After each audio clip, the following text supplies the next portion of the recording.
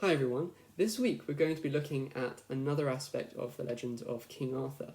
Specifically, we're going to be talking about the question, were the Knights of the Round Table real?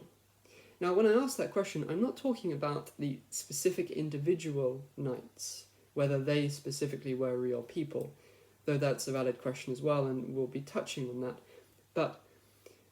But what I mean by the question is, was the order of the Knights of the Round Table real? This concept of Arthur being the leader of this group of knights who served him, was that real? Forgetting who the individuals were. Well, this seems actually like an obvious anachronism, an obvious example of something from later times, like perceptions of a royal court with knights being imposed onto tales of King Arthur. It seems like an obvious anachronism. But is it really as simple as that?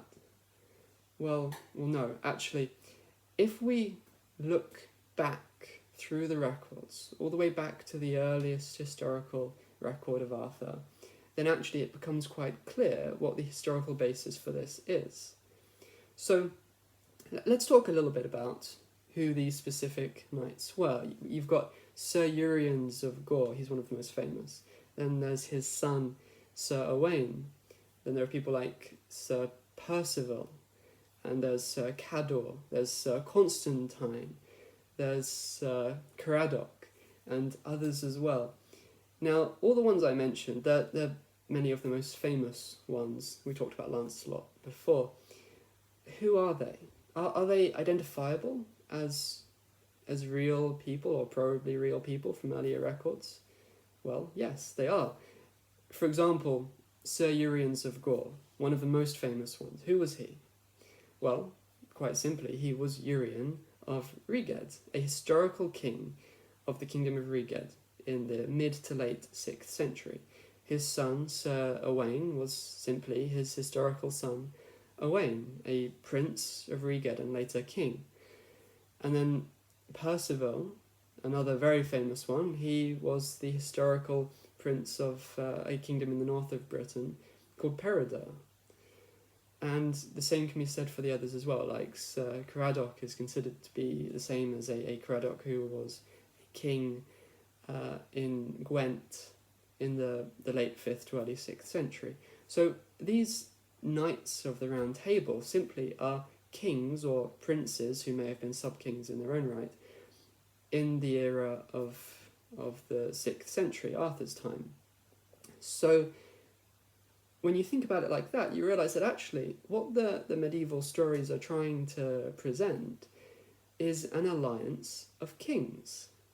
An alliance of kings and princes with Arthur as their leader. And this is really obvious when you just look back over the records. When you go back to, for example, Geoffrey of Monmouth's History of the Kings of Britain, there, he doesn't use the word knights, he doesn't describe them as being knights of the Round Table, but he describes many of the same people who appear as prominent knights in the later romance tales. For example, he describes this special coronation of Arthur's, where allies from all over his kingdom come to his court to be present for this occasion. And you see many of these same figures, like Urien, there's Peredur, there are others as well. So that there's that same fundamental idea of these people who were kings or princes who were allied under Arthur. So Arthur as the leader of this group of kings and princes. That's what you find when you go back through the records. The only difference between that and the later Romance tales is that they're called knights.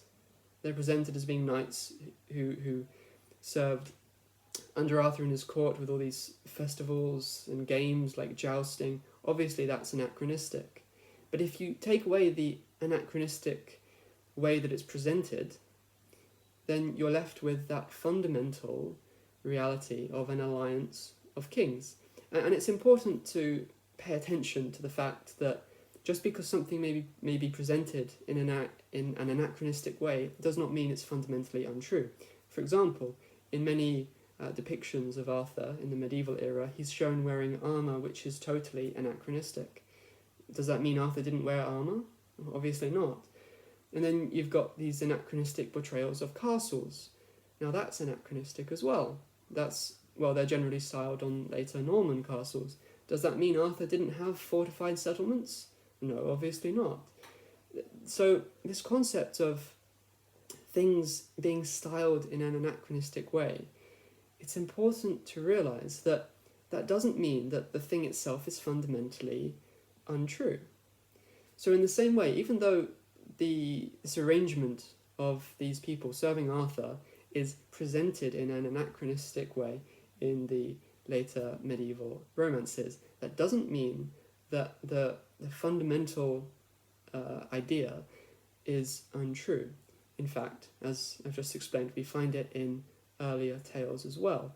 That's what we find in the History of the Kings of Britain by Geoffrey of Monmouth. We also find it in the probably earlier Cilch and Olwen, which is a Welsh tale. We find there a depiction of Arthur as the leader of this large alliance of kings and princes who come to serve under him, with him as the leader who takes them into battle.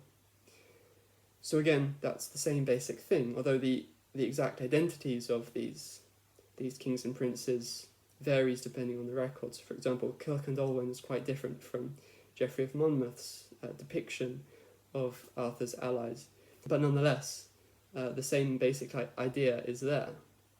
So then what if we go even further back? Well, if we go further back to the Historia Brittonum, which is the earliest account of Arthur's life, or Arthur's activities rather, we find exactly the same thing.